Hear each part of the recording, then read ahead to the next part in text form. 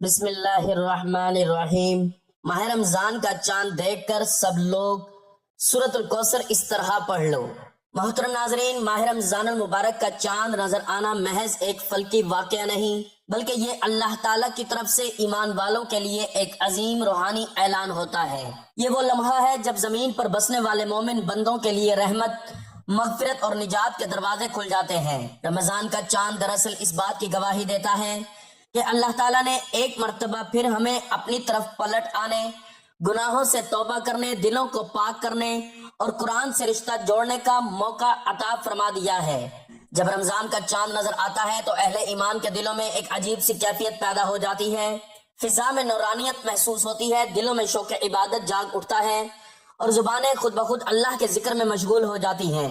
یہی وہ لمحہ ہے جب اگر بندہ اخلاص کے ساتھ قرآن مجید کی کسی مختصر مگر جامع سورت کو اپنا معمول بنا لے تو وہ پورے رمضان کے لیے روحانی بنیاد بن جاتی ہے۔ انہی صورتوں میں سے ایک نہایت عظیم اور بابرکت سورت الکوثر ہے۔ رمضان کا چاند نظر آنا اس بات کا اعلان ہے کہ صبر کا مہینہ شروع ہو گیا، قرآن کا مہینہ آ گیا، دعا کی قبولیت کا وقت آن پہنچا، جہنم سے نجات کا دروازہ کھل گیا۔ حضرت محمد صلی اللہ علیہ وآلہ وسلم نے فرمایا، جب رمضان کا مہینہ آتا ہے تو جنت کے دروازے کھول دیے جاتے ہیں، جہنم کے دروازے بند کر دیے جاتے ہیں اور شیاطین قید کر دیے جاتے ہیں۔ یہ حدیث ہمیں بتاتی ہے کہ رمضان کا چاند نظر آنا دراصل غیبی نظام میں ایک عظیم تبدیلی کا آغاز ہے۔ ایسے بابرکت لمحے میں اگر بندہ قرآن کی طرف متوجہ ہو جائے، خصوصاً سورۃ الکوثر جیسی عظیم سورت کو پڑھے، تو یہ عمل اس کے لیے پورے مہینے کی برکتوں کا ذریعہ بن سکتا ہے۔ ناظرین، قرآن پاک وہ عظیم الشان آسمانی کتاب ہے جسے اللہ تعالیٰ نے تمام انسانیت کی ہدایت کے لیے نازل فرمایا۔ یہ صرف عبادت کے لیے پڑھا جانے والا کلام نہیں بلکہ زندگی گزارنے کا مکمل ضابطہ، اخلاقی دستور، روحانی شفا، فکری رہنمائی اور عملی نظام ہے۔ قرآن وہ نور ہے جو انسان کو اندھیروں سے نکال کر روشنی کی طرف لاتا ہے، وہ فرقان ہے جو حق و باطل کے درمیان واضح حد کھینچ دیتا ہے، اور وہ رحمت ہے جو ایمان والوں کے دلوں کو سکون عطا کرتی ہے۔ قرآن پاک کی عظمت اس بات سے ظاہر ہوتی ہے کہ یہ اللہ تعالیٰ کا آخری اور محفوظ کلام ہے جو قیامت تک آنے والی نسلوں کے لیے ہدایت کا ذریعہ رہے گا۔ نہ اس میں کسی قسم کی تحریف ہو سکتی ہے، نہ اس کی تعلیمات کبھی پرانی ہو سکتی ہے، کیونکہ یہ خالق کائنات کا کلام ہے جو ہر زمانے، ہر علاقے اور ہر قوم کے لیے یکساں طور پر قابل عمل ہے۔ قرآن پاک کی سب سے بڑی اہمیت یہ ہے کہ یہ براہ راست اللہ تعالیٰ کا کلام ہے۔ دنیا کی کوئی کتاب ایسی نہیں جو اپنے بارے میں یہ دعویٰ کرے کہ وہ خالق کائنات کی طرف سے نازل ہوئی ہو اور پھر صدیوں کے بعد بھی اپنی اصل حالت میں موجود ہو۔ اللہ تعالیٰ قرآن پاک کے بارے میں فرماتے ہیں، ذالک الکتاب لا ریب فیہ ھدی للمتقین۔ ترجمہ، یہ وہ کتاب ہے جس میں کوئی شک نہیں، یہ ہدایت ہے پرہیزگاروں کے لیے۔ یہ آیت واضح کرتی ہے کہ قرآن شک سے پاک ہے، سچی رہنمائی ہے، متقی لوگوں کی زندگی بدل دیتا ہے۔ قرآن صرف قانون یا احکامات کی کتاب نہیں بلکہ یہ دلوں کی بیماریوں کی شفا بھی ہے۔ انسان خواہ کتنی ہی الجھنوں، غموں، خوف اور مایوسیوں میں مبتلا ہو، اگر وہ قرآن سے جڑ جائے تو اسے سکون نصیب ہوتا ہے۔ اللہ تعالیٰ فرماتے ہیں، وَنُنَزِّلُ مِنَ الْقُرْآنِ مَا هُوَ شِفَاءٌ وَرَحْمَةٌ لِّلْمُؤْمِنِينَ۔ ترجمہ، اور ہم قرآن میں سے وہ چیز نازل کرتے ہیں جو ایمان والوں کے لیے شفا اور رحمت ہے۔ یہی وجہ ہے کہ قرآن دل کو زندہ کرتا ہے، ایمان کو مضبوط کرتا ہے، گناہوں سے نفرت پیدا کرتا ہے، اللہ سے تعلق جوڑتا ہے۔ حضرت محمد صلی اللہ علیہ وآلہ وسلم نے قرآن پاک کی عظمت و فضیلت کو مختلف مواقع پر بیان فرمایا۔ آپ صلی اللہ علیہ وآلہ وسلم نے فرمایا، تم میں سب سے بہتر وہ شخص ہے جو قرآن سیکھے اور سکھائے۔ ایک اور حدیث میں فرمایا، قرآن قیامت کے دن اپنے پڑھنے والوں کی سفارش کرے گا۔ یہ احادیث بتاتی ہیں کہ قرآن پڑھنے والے کے لیے عزت ہے، سیکھنے والے کے لیے کامیابی ہے، عمل کرنے والے کے لیے نجات ہے۔ قرآن پاک انسان کی زندگی کے ہر پہلو پر رہنمائی فراہم کرتا ہے، عقیدہ، عبادات، معاملات، اخلاق، معاشرت، معیشت، عدل و انصاف۔ قرآن انسان کو سچ بولنا سکھاتا ہے، امانت داری کا درس دیتا ہے، والدین کے حقوق بتاتا ہے، کمزوروں کے ساتھ حسن سلوک سکھاتا ہے۔ اس لیے قرآن کو کامل ضابطہ حیات کہا جاتا ہے۔ قرآن پاک کا نزول ماہ رمضان المبارک میں ہوا، یہی وہ عظمت ہے جس کی وجہ سے رمضان کو تمام مہینوں کا سردار کہا جاتا ہے۔ اللہ تعالیٰ فرماتے ہیں شہر رمضان الذی انزل فیہ القرآن، ترجمہ رمضان کا مہینہ وہ ہے جس میں قرآن نازل کیا گیا۔ قرآن کا نزول انسانیت کے لیے سب سے بڑی نعمت ہے۔ قرآن پاک کا آغاز مکہ مکرمہ میں ہوا۔ پہلی وحی غار حرا میں نازل ہوئی، مکہ کے قریب جبل نور پر۔ یہ وہ مقام ہے جہاں نبی کریم صلی اللہ علیہ وآلہ وسلم عبادت، غور و فکر اور تنہائی میں اللہ کو یاد فرمایا کرتے تھے۔ پہلی وحی کے الفاظ تھے اقرأ بسم ربک الذی خلق۔ یہ الفاظ اس بات کا اعلان تھے کہ علم کی بنیاد رکھی جا رہی ہے، جہالت کا دور ختم ہو رہا ہے، انسان کو رب سے جوڑا جا رہا ہے۔ ناظرین، قرآن پاک ایک ساتھ مکمل نازل نہیں ہوا بلکہ تدریجاً مرحلہ وار نازل ہوا۔ یہ نزول حالات کے مطابق سوالات کے جواب میں، مسائل کی رہنمائی کے لیے، دلوں کو مضبوط کرنے کے لیے فرشتے کے ذریعے وحی آتی ہے۔ فرشتے کے ذریعے وحی آتی، حضرت جبرائیل علیہ السلام قرآن لے کر آتے، نبی صلی اللہ علیہ وآلہ وسلم پر نازل کرتے، آپ صلی اللہ علیہ وآلہ وسلم صحابہ رضی اللہ تعالیٰ عنہم کو سکھاتے۔ یہ تدریجی نزول امت کے لیے آسانی، عمل کے لیے سہولت، دلوں میں اثر پیدا کرنے کا ذریعہ تھا۔ قرآن پاک کا نزول تقریباً 23 سال میں مکمل ہوا۔ 13 سال میں مکہ مکرمہ میں، 10 سال مدینہ منورہ میں۔ مکی آیات توحید، آخرت، ایمان، صبر کا پیغام ہے، جبکہ مدنی آیات عبادات، شریعت، معاملات، معاشرت کا درس دیتی ہیں۔ یہ ترتیب اس بات کا ثبوت ہے کہ قرآن پہلے ایمان بناتا ہے پھر عمل سکھاتا ہے۔ قرآن پاک کی ایک عظیم خصوصیت یہ ہے کہ اللہ تعالیٰ نے خود اس کی حفاظت کا ذمہ لیا ہے۔ اِنَّا نَحْنُ نَزَّلْنَا الذِّكْرَ وَإِنَّا لَهُ لَحَافِظُونَ، ترجمہ بے شک ہم نے ہی اس ذکر قرآن کو نازل کیا ہے اور ہم ہی اس کی حفاظت کرنے والے ہیں۔ یہی وجہ ہے کہ قرآن آج بھی اصل حالت میں ہے، ایک لفظ بھی تبدیل نہیں ہوا، دنیا بھر میں ایک جیسا پڑھا جاتا ہے۔ ناظرین، قرآن صرف پڑھنے کے لیے نہیں بلکہ سمجھنے، عمل کرنے اور پھیلانے کے لیے ہے۔ اگر ہم قرآن کو زندگی کا رہنما بنا لیں، اس کی تعلیمات پر عمل کریں، اسے صرف ثواب تک محدود نہ کریں، تو فرد سنور سکتا ہے، معاشرہ بدل سکتا ہے، امت دوبارہ عروج پا سکتی ہے۔ قرآن پاک اللہ تعالیٰ کا آخری پیغام ہے، یہ انسانیت کی مکمل رہنمائی ہے، دنیا و آخرت کی کامیابی کی ضمانت ہے۔ یہ رمضان میں نازل ہوا، مکہ سے شروع ہوا، 23 سال میں مکمل ہوا، قیامت تک محفوظ رہے گا۔ خوش نصیب ہیں وہ لوگ جو قرآن کو پڑھتے ہیں، سمجھتے ہیں، اس پر عمل کرتے ہیں۔ ناظرین، سورۃ الکوثر قرآن پاک کی وہ عظیم سورت ہے جو اگرچہ الفاظ کے اعتبار سے سب سے مختصر ہے، مگر معنی، حکمت، بشارت اور روحانی تاثیر کے لحاظ سے نہایت وسیع اور گہری ہے۔ اس صورت میں اللہ تعالیٰ نے اپنے محبوب بندے کو ایسی عظیم نعمت عطا کیے جانے کا اعلان فرمایا ہے جو دنیا و آخرت دونوں میں دائمی خیر کی علامت ہے۔ سورۃ الکوثر دراصل اللہ تعالیٰ کی طرف سے اپنے نبی کے لیے تسلی، عزت، شرف اور کامیابی کا پیغام ہے، اور اسی کے ساتھ دشمنان اسلام کے لیے ناکامی اور محرومی کا واضح اعلان بھی ہے۔ یہ سورت ہمیں یہ سکھاتی ہے کہ اللہ تعالیٰ جسے چاہے عزت دیتا ہے اور جسے چاہے ذلت۔ دنیا کی ظاہری طاقت، اولاد یا نام وقتی چیزیں ہیں، اصل عزت وہ ہے جو اللہ عطا کرے اور وہی ہمیشہ باقی رہتی ہے۔ سورۃ الکوثر مومن کے دل میں یقین، شکر، اخلاص اور توکل پیدا کرتی ہے۔ حضرت محمد صلی اللہ علیہ وآلہ وسلم نے سورۃ الکوثر کی عظمت کو واضح انداز میں بیان فرمایا۔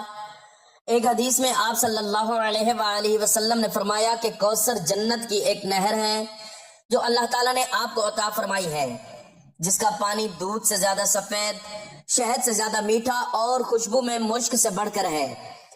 قیامت کے دن آپ صلی اللہ علیہ وآلہ وسلم کی امت اس نہر سے سیراب ہوگی۔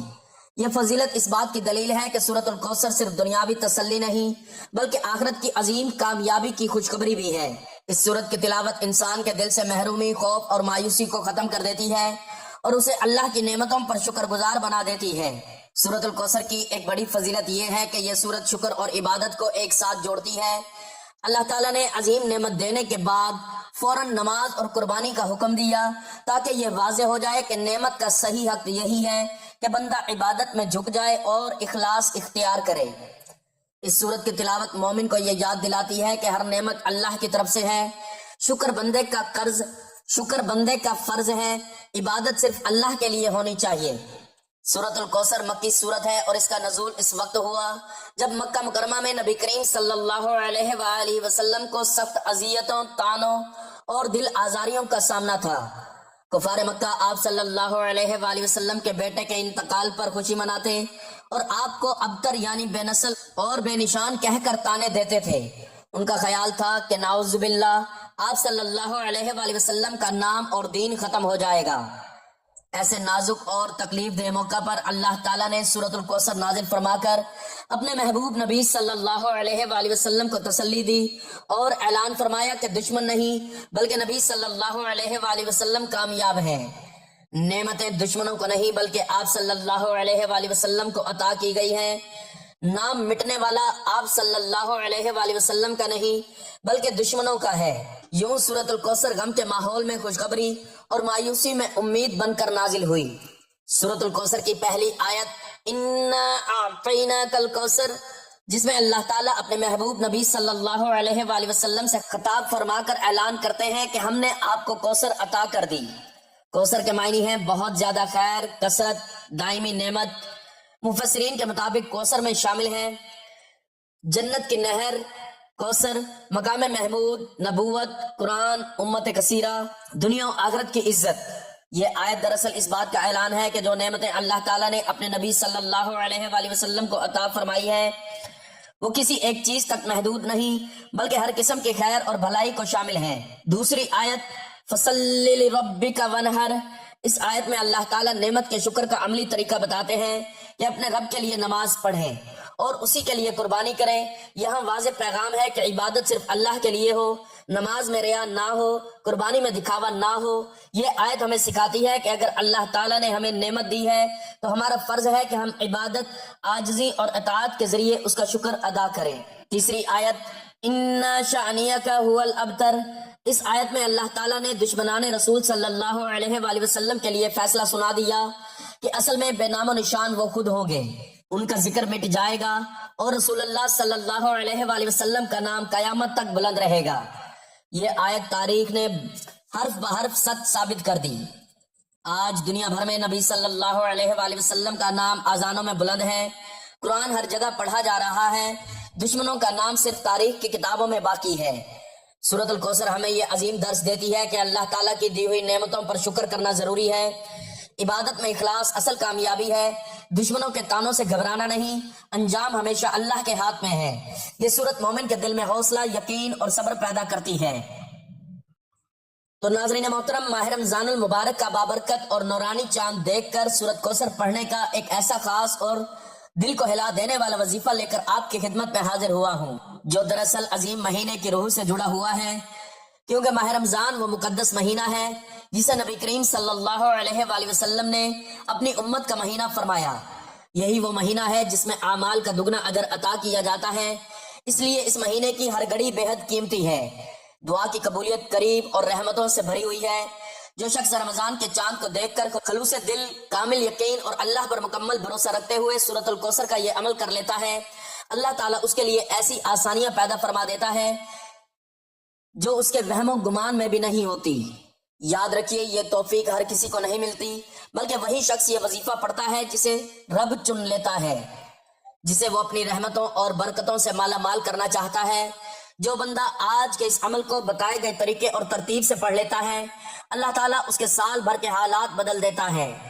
رمضان کی برکت یہ ہے کہ اس میں مانگی گئی دعائیں رد نہیں ہوتی، دل کی ٹوٹی ہوئی امیدیں جڑ جاتی ہیں، پریشانیاں راستہ بدل لیتی ہیں۔ جب بھی مشکلات، پریشانیاں آئیں تو رمضان کا چاند دیکھتے ہی سورۃ الکوثر کا یہ بابرکت عمل کر لیں، کیونکہ اس بابرکت لمحے میں اللہ کی طرف رجوع کرنا سب سے مضبوط سہارا بن جاتا ہے، کیونکہ صرف اللہ پر یقین انسان کے دل کو مضبوط بنا دیتا ہے۔ بندہ جان لیتا ہے کہ میرا رب ہر شے پر قادر ہے، وہی مالک ہے، وہی پالنے والا ہے اور سب کچھ اس کے قبضے قدرت میں ہے، اور جب وہ دینے پر آتا ہے تو نہ چہرہ دیکھتا ہے نہ حیثیت، بلکہ چھپر پھاڑ کر عطا کر دیتا ہے۔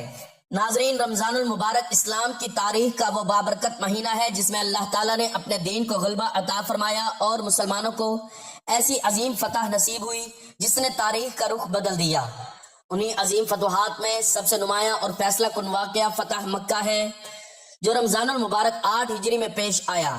یہ وہ موقع تھا جب اللہ تعالیٰ نے اپنے محبوب نبی حضرت محمد صلی اللہ علیہ وآلہ وسلم اور ان کے جاننثار صحابہ کرام کو اس شہر میں فاتحانہ داخلہ نصیب فرمایا، جس سے انہیں برسوں پہلے ظلم و ستم کے ساتھ نکال دیا گیا تھا۔ فتح مکہ محض ایک فوجی کامیابی نہیں تھی، بلکہ یہ اخلاق، صبر، عفو و درگزر اور رحمت عالم صلی اللہ علیہ وآلہ وسلم کے اعلیٰ کردار کا عظیم مظہر تھی۔ فتح مکہ کا پس منظر کئی سالوں پر محیط ہے۔ جب نبی کریم صلی اللہ علیہ وآلہ وسلم نے مکہ میں اللہ تعالیٰ کی توحید کا پیغام پیش کیا تو مکہ مکرمہ کے سرداروں خصوصاً قریش نے آپ صلی اللہ علیہ وآلہ وسلم اور مسلمانوں پر ظلم کے پہاڑ توڑ دیے۔ مسلمانوں کو ستایا گیا، ان کا سماجی بائیکاٹ کیا گیا، حتیٰ کہ انہیں اپنا وطن چھوڑ کر ہجرت پر مجبور کر دیا گیا۔ بعد ازاں مدینہ منورہ میں اسلامی ریاست قائم ہوئی، مگر قریش اپنی دشمنی سے باز نہ آئے۔ صلح حدیبیہ کے معاہدے کے باوجود جب قریش کے حلیفوں نے اس معاہدے کی خلاف ورزی کی تو یہ فتح مکہ کا ظاہری سبب بنا۔ رمضان المبارک 8 ہجری میں نبی کریم صلی اللہ علیہ وآلہ وسلم نے نہایت حکمت اور رازداری کے ساتھ مکہ کی طرف پیش قدمی کا فیصلہ فرمایا۔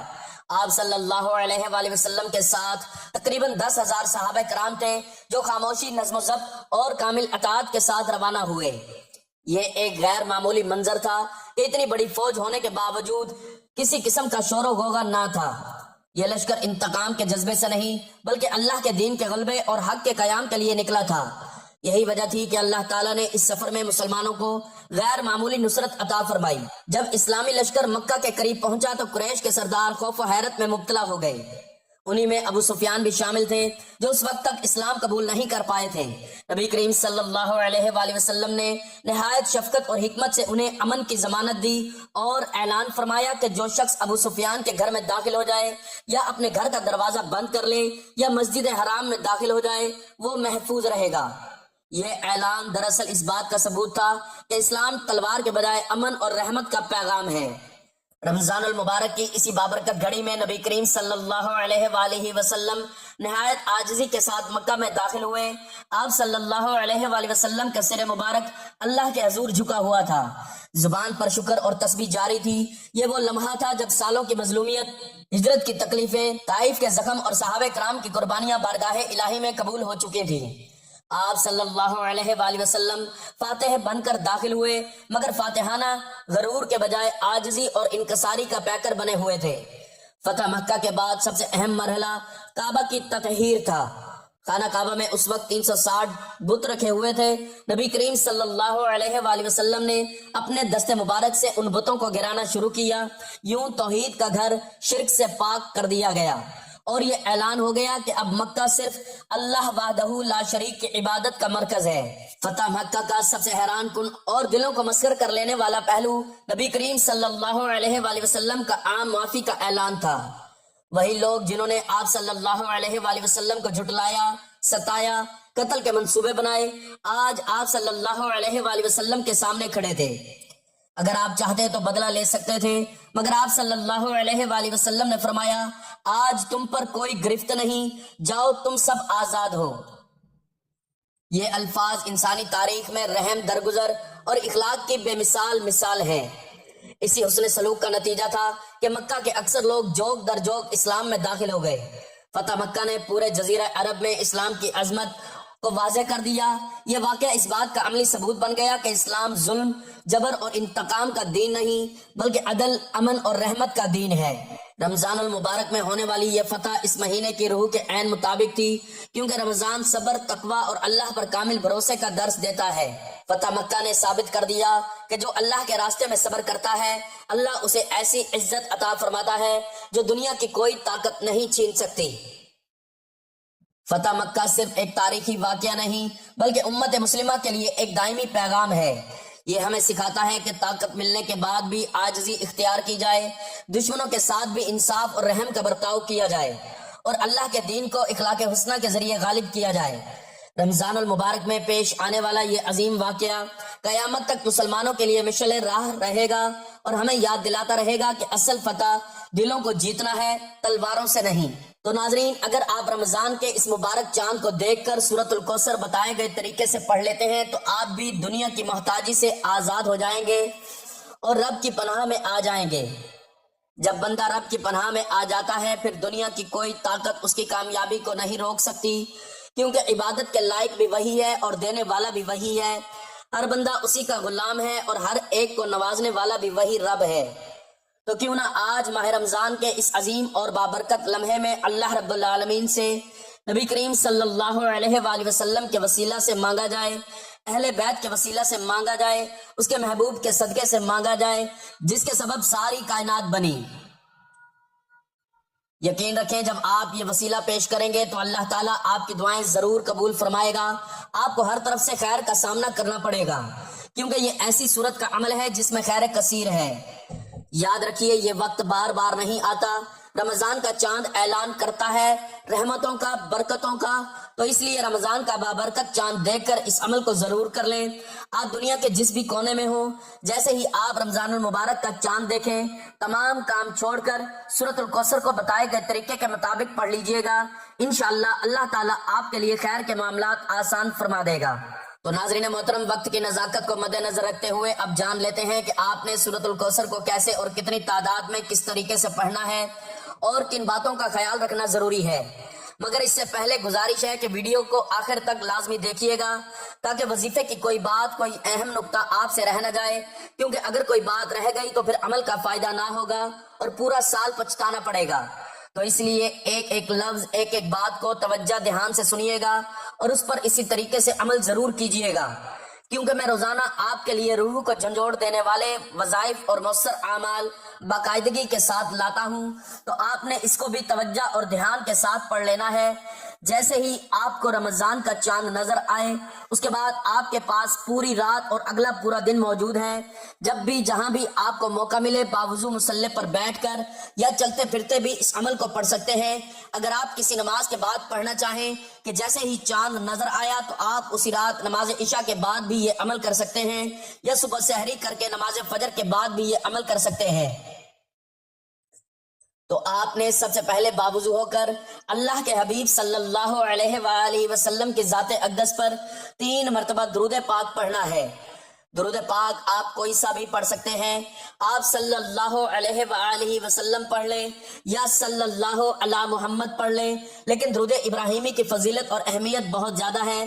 درود ابراہیمی کی فضیلت کے بارے میں روایت میں آتا ہے کہ ہمارے پیارے آقا صلی اللہ علیہ وآلہ وسلم کو تمام درودوں میں درود ابراہیمی سب سے زیادہ محبوب تھا، اس لیے ثواب کی نیت سے ایک مرتبہ میرے ساتھ بھی درود ابراہیمی پڑھ لیں۔ اللہم صلی علی محمد وعلی آل محمد کما صلیت علی ابراہیم وعلی آل ابراہیم انک حمید مجید۔ اللہم بارک علی محمد وعلی آل محمد کما بارکت علی ابراہیم وعلی آل ابراہیم انک حمید مجید۔ 3 مرتبہ درود پاک پڑھتے ساتھ ہی فوراً آپ نے دل میں اپنے مقصد کی نیت کرنی ہے۔ ہر انسان کا مقصد اس کے دل کی فریاد الگ ہوتی ہے، تو آپ کا جو بھی مقصد ہو، جو بھی آپ کے دل کی مراد ہو، آپ نے اس کو تصور میں لاتے ہوئے اس عطا کرنے والے رب کہ جس کے سوا کوئی عطا کرنے والا نہیں، اس کی ذات پر کامل یقین اور مکمل بھروسہ رکھتے ہوئے ایک مرتبہ اعوذ باللہ من الشیطان الرجیم اور بسم اللہ الرحمن الرحیم پڑھ کر اس عمل کا آغاز کرنا ہے، کیونکہ جس کام کی ابتدا میں تعوذ اور تسمیہ پڑھ لیا جائے اس میں خیر بھی ہوتی ہے، برکت بھی ہوتی ہے اور سلامتی بھی۔ جب آپ نیت کر کے تعوذ اور تسمیہ پڑھ لیں تو اپنے دل کو دنیا سے کاٹ لیں اور یوں محسوس کریں جیسے آپ دنیا معافیہ سے بے نیاز ہو کر روضہ رسول کی جالیوں کے قریب بیٹھے ہیں اور انتہائی عاجزی، محبت اور آنسوؤں کے ساتھ یہ خاص وظیفہ پڑھ رہے ہیں۔ تو تعوذ اور تسمیہ پڑھنے کے بعد سب سے پہلے نمبر پر جو بابرکت وظیفہ آپ نے پڑھنا ہے وہ اللہ رب العزت کی ایک عظیم صفت کا وظیفہ ہے، وہ صفت جو سورۃ اخلاص کی دوسری آیت بھی ہے۔ آپ نے اللہ الصمد پڑھنا ہے۔ جو لوگ کہتے ہیں کہ میں برسوں سے وظائف پڑھ رہا ہوں، تسبیحات کر رہا ہوں، در در کی ٹھوکریں کھا رہا ہوں، مگر نہ میرے گھر کے حالات بدلتے ہیں، نہ خوشیاں میسر آتی ہیں، نہ پریشانیاں اور مصیبتیں میرا پیچھا چھوڑتی ہیں، یاد رکھیے آج اللہ الصمد پڑھنے کی دیر ہے۔ آپ کی یہ تمام تکلیفیں، پریشانیاں، مصیبتیں، دکھ، فریادیں اللہ کے سامنے رکھ دیں، اللہ کو اپنے دل کا حال سنا دیں، کیونکہ وہ ہمیشہ دیکھنے والا رب ہے جو آپ کی ہر بات ظاہر ہونے سے پہلے ہی جان لیتا ہے۔ تو آپ نے اللہ الصمد کا ورد شروع کر دینا ہے۔ اس کو آپ نے ہاتھوں کی انگلیوں پر یا تسبیح کے دانوں پر گن کر صرف 21 بار پڑھنا ہے، اور 21 بار پڑھنے کا مطلب یہ ہے کہ آپ اللہ کو راضی کرنا چاہتے ہیں، اپنی حاجات اور مقصد کو اللہ کی بارگاہ میں پیش کرنا چاہتے ہیں۔ اس کا ورد کرنے سے آپ کے دائیں اور بائیں کندھوں پر موجود فرشتے دونوں مصروف ہو جاتے ہیں، ایک نیکیاں لکھنے میں مصروف ہو جاتا ہے اور دوسرا برائیاں مٹانے میں مصروف ہو جاتا ہے۔ پھر جب یہ اللہ کے حضور پیش ہوتے ہیں تو آپ کا نام اعمال رب کی بارگاہ میں رکھا جاتا ہے۔ فرشتے عرض کرتے ہیں، اے اللہ، یہ بندہ آپ کے لیے اللہ الصمد کی تڑپ رکھتا ہے۔ تب اللہ فرماتا ہے، فرشتوں گواہ رہنا، اس بندے سے راضی ہوں، آپ نے اللہ الصمد کو بتائے گئے طریقے سے پڑھ لینا ہے، ذرا سی غلطی اور کوتاہی بھی اس وظیفے کے اثر کو کم کر سکتی ہے، اس لیے آپ نے توجہ اور دھیان کے ساتھ اس عمل کو پڑھ کر پورا فائدہ حاصل کرنا ہے۔ اب دوسرے نمبر پر جو وظیفہ پڑھنا ہے وہ ایک قرآنی سورت کی پہلی آیت کا وظیفہ ہے۔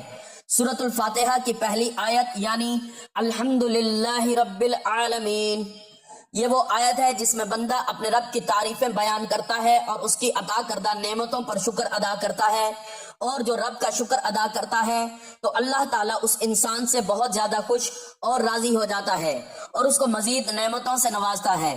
تو آپ نے ہاتھوں کی انگلیوں پر یا تسبیح کے دانوں پر گن کر اس آیت کو صرف 21 مرتبہ پڑھ لینا ہے، اور پھر اس کے بعد صبر و تحمل، یقین اور عاجزی کے ساتھ سورۃ الکوثر کی تلاوت کر لینی ہے، کیونکہ رمضان المبارک کا چاند دیکھ کر سورۃ الکوثر کی تلاوت کرنے سے اللہ تعالیٰ نصیب اور تقدیر کو بدل دے گا اور آپ کے لیے خوشحالیاں ہوں گی۔ آپ سورۃ الکوثر کی تلاوت سماعت فرما لیں۔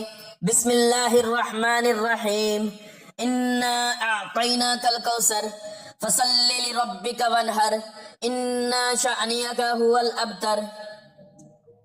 سورۃ الکوثر کو آپ ہاتھوں کی انگلیوں پر یا تسبیح کے دانوں پر بھی پڑھ سکتے ہیں۔ آپ نے صرف 33 بار سورۃ الکوثر پڑھ لینی ہے۔ اس عمل میں نہ تعداد میں کمی بیشی کرنی ہے اور نہ ہی کوئی ترتیب میں رد و بدل کرنا ہے۔ چھوٹے وظائف کا فائدہ یہی ہوتا ہے کہ انسان تھوڑا پڑھتا ہے مگر دل جمی، یقین کامل اور توجہ کے ساتھ پڑھتا ہے۔ بعض اوقات بڑے بڑے وظائف میں انسان کی توجہ ہٹ جاتی ہے، دل حاضر نہیں رہتا، اس لیے تھوڑا پڑھیے مگر رب سے اتنا مانگیے، کیونکہ رب کی ذات خزانوں کا مالک بنا دیتی ہے۔ تو جیسے ہی آپ سورۃ الکوثر 33 مرتبہ پڑھ لیں تو اس کے بعد آپ نے اللہ تعالیٰ کے 2 نام یا اللہ یا کریم پڑھ لینے ہیں، ان کو بھی آپ نے ہاتھوں کی انگلیوں پر یا تسبیح کے دانوں پر گن کر صرف 21 مرتبہ پڑھ لینا ہے۔ ان ناموں کو پڑھنے سے اللہ تعالیٰ آپ پر نظر کرم فرمائے گا۔ اس چھوٹے سے وظیفے میں طاقت ہے جو آپ کے دل و زندگی کو بدلنے کی قدرت رکھتا ہے۔ جب آپ نے بتائے گئے یہ چھوٹے چھوٹے عمل رمضان المبارک کا چاند دیکھ کر پڑھ لینے ہیں تو اس کے بعد آخر میں اتنا ہی درود پاک پڑھنا ہے جتنا وظیفے کے شروع میں پڑھا تھا۔ جیسے ہی آپ یہ وظیفہ مکمل کر لیں تو اس کے بعد اللہ تعالیٰ کی بارگاہ میں رو رو کر، گڑ گڑا کر توبہ و استغفار کرنی ہے اور اللہ تعالیٰ سے خیر کثیر کا سوال کرنا ہے۔ انشاءاللہ اس عمل کی بدولت اللہ تعالیٰ آپ کے لیے آسانیاں پیدا فرمائے گا اور اس بابرکت چاند کے صدقے رحمتیں اور برکتیں نازل ہوں گی۔ سورۃ الکوثر قرآن پاک کی وہ عظیم سورت ہے جو مختصر ہونے کے باوجود مکمل پیغام رکھتی ہے، دنیا و آخرت کی کامیابی کی ضمانت دیتی ہے، مایوسی کو امید میں بدل دیتی ہے۔ جو شخص اس سورت کو سمجھ کر پڑھتا ہے، اس کے پیغام پر عمل کرتا ہے، وہ اللہ کی عطا کردہ کوثر خیر میں سے حصہ پا لیتا ہے۔ دعا ہے کہ اللہ تعالیٰ آپ کو سدا شاد و آباد رکھے۔ دل سے دعا ہے کہ اللہ تعالیٰ آپ کو ایمان کامل، طویل عمر، خوشگوار صحت، مطمئن اور پرسکون زندگی، کشادہ بابرکت رزق حلال، عزت، شہرت، سکون قلب، دین اور دنیا اور آخرت میں عافیت عطا فرمائے۔ خوش رہیں، آباد رہیں، ہزاروں خوشیاں نصیب ہوں۔ اللہ ذہنی اور قلبی سکون عطا فرمائے اور مسلمانوں کی خیر فرمائے، آمین یا رب العالمین۔ دعا ہے کہ اللہ تعالیٰ میرا سنانا اور آپ کا سننا اپنی بارگاہ میں قبول و منظور فرمائے اور رمضان المبارک کے اس چاند کے صدقے ہمیں رمضان المبارک کی برکتیں، رحمتیں سمیٹنے کی توفیق عطا فرمائے، آمین۔ ناظرین، گزارش ہے کہ اللہ تعالیٰ کے 99 ناموں میں سے کوئی ایک نام لکھ کر کمنٹس میں ضرور شیئر کریں۔ اللہ تعالیٰ ہم سب کا حامی و ناصر ہو، آمین، جزاک اللہ۔